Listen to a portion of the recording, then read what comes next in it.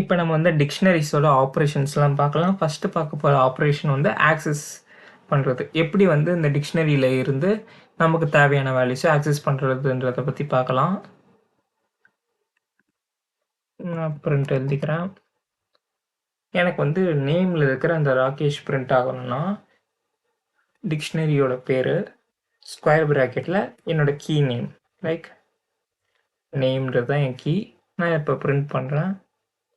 Print பண்ணால் எனக்கு ராகேஷ்னு print ஆயிடுச்சு. நான் ஒன்று இப்படியும் கொடுக்கலாம், அதே மாதிரி இப்படியும் கொடுக்கலாம். இல்லைனா டாட் கெட்டுன்ற கீவேர்டு யூஸ் பண்ணி அதுக்குள்ளே நேம்ன்ற என் கீ நேம் கொடுக்கலாம். கொடுத்து நான் ஆக்சஸ் பண்ணலாம். இன்னொன்று வந்து எனக்கு கீஸோட வேல்யூஸ் மட்டும்தான் வேணும். எல்லா கீயோட வேல்யூஸும் வேணும்னா வேரியபிள் நேம் டாட் கீஸ்ன்னு கொடுத்து நான் பிரிண்ட் பண்ணேன்னா எல்லா கீஸ் நேமும் வரும். அதே மாதிரி வேல்யூஸ் கொடுத்து நான் பிரிண்ட் பண்ணலாம். எல்லா வேல்யூஸும் எனக்கு பிரிண்ட் ஆகும். எனக்கு மொத்தமாக வேணும்னா கே டாட் ஐட்டம்ஸ்ன்னு கொடுத்தேன்னா எனக்கு எல்லா ஐட்டம்ஸும் பிரிண்ட் ஆகும். இதில் ஒரு ஸ்பெஷலான ஒரு ப்ராப்பர்ட்டி இருக்குது. நான் வந்து ஒரு வேரியபிள் எடுத்துக்கிறேன், லைக் எம்னு ஒரு வேரியபிள் எடுத்துக்கிறேன். அதுக்கு வந்து கேவோட வேல்யூஸை மட்டும் நான் அசைன் பண்ணுறேன். வேல்யூஸ் லிஸ்ட்டை மட்டும் அசைன் பண்ணிவிட்டு நான் வந்து பிரிண்ட் பண்ணுறேன். எம்மை பிரிண்ட் பண்ணேன்னா வெயிட் பண்ணுங்க, கிளியர். எனக்கு வேல்யூஸ் ராகேஷ் அண்ட் சென்னைன்னு வந்துருச்சா? இப்போ நான் வந்து வேல்யூஸை சேஞ்ச் பண்ணுறேன். எப்படி பண்ணலான்னா எம்ன்ற கே, ஏன்னா அதுதான் டிக்ஷனரியோட பேர், கே ஆஃப் நேம்ன்ற கீழே என் வேல்யூ ராகேஷ்ன்ற இருக்கிறத நான் ஜான்னு மாற்றிக்கிறேன்.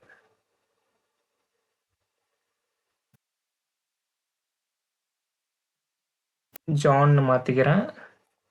மாற்றிட்டு இப்போ மறுபடியும் நான் வந்து எம்மை வந்து பிரிண்ட் பண்ணுறேன்.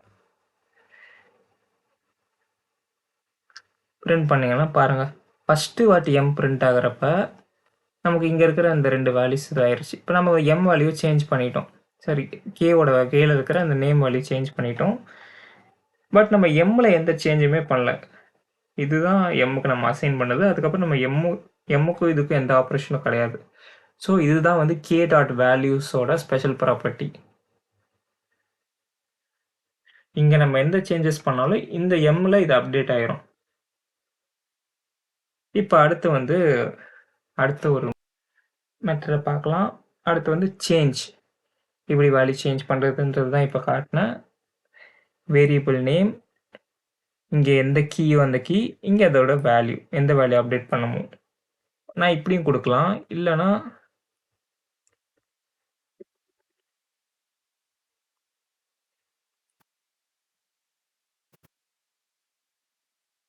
கே டாட் அப்டேட்ன்ற ஒரு கீவேர்டு யூஸ் பண்ணிவிட்டு அப்டேட்குள்ள கர்லி ப்ராக்கெட்ஸில் என்னோட key name, name.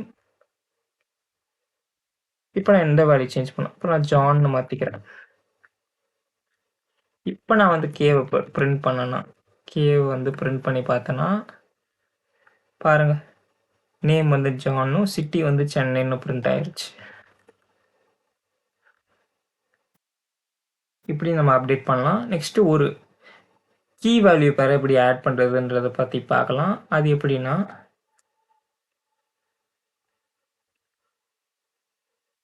K square ப்ராக்கெட்டில் நம்ம எந்த கீ, இங்கே நமக்கு வந்து ஒரு புது கீ ஆட் பண்ணோன்னா ஜஸ்ட் நம்ம ஒரு புதுசாக ஒரு கீ நேம் லைக் ஏஜ்னு ஒரு கீ நேம் எடுத்துக்கிறேன், ஈக்குவல் டு 20.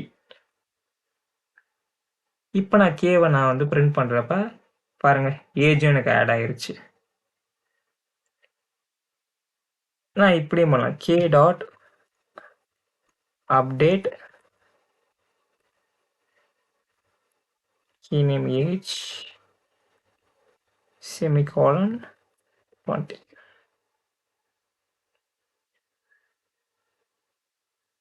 பாருங்க, ஆட் ஆயிடுச்சு. இதில் ஒரு சின்ன ஒரு ரூல் இருக்குது. இங்கே நம்ம கீ வேல்யூஸ் வந்து டூப்ளிகேட்ஸ் இருக்கக்கூடாது. இப்போ நான் வந்து ஒரு கீ நான் ஆட் பண்ணிட்டேன். நான் மறுபடியும் இன்னொரு கீ நான் ஆட் பண்ணேன்னா ஏஜ்ன்ற இதில் நான் 10 நான் ஆட் பண்ணுறேன்னா எனக்கு எரர் காட்டும். இல்லைன்னா ரீசெண்டாக வந்தது மட்டும் தான். இது அப்டேட் ஃபங்க்ஷனா?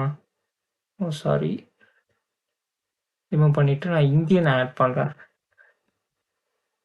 ஏஜ்ன்னு நான் ஒன்று எடுத்துக்கிறேன் 10. மறுபடியும் ஏஜ்ன்னு நான் ஒன்று எடுத்துக்கிட்டு 20 நான் கொடுக்குறேன்னா எனக்கு வெறும் ஃபஸ்ட்டு இந்த ஏஜ் மட்டும் தான் எனக்கு வந்து காட்டுது. இந்த ஏஜ் காட்டல. ஏன்னா இந்த வேல்யூ வந்து இதோட அப்டேட் ஆகிருச்சு. ஸோ அதுதான் டூப்ளிகேட்ஸை வந்து டிக்ஷனரி வந்து அலோவ் பண்ணாது. இதில் வந்து அடுத்த ஆப்ரேஷன் பார்க்குறது வந்து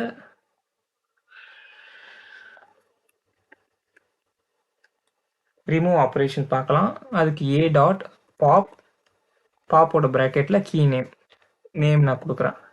கொடுத்துட்டு நான் ஓகே பிரிண்ட் பண்ணேன்னா பாருங்கள், வெயிட் பண்ணுங்க. சாரி, கே கிடையாது. சரி, ஏ கிடையாது, கே. பாருங்க, வெறும் சிட்டி மட்டும்தான் இருக்குது. நேம் வந்து டெலீட் ஆயிருச்சு. இதுவே நான் இங்கே வந்து எதுவுமே கொடுக்காம பாப் ஐட்டம் அப்படின்னு கொடுத்தேன்னா கடைசியாக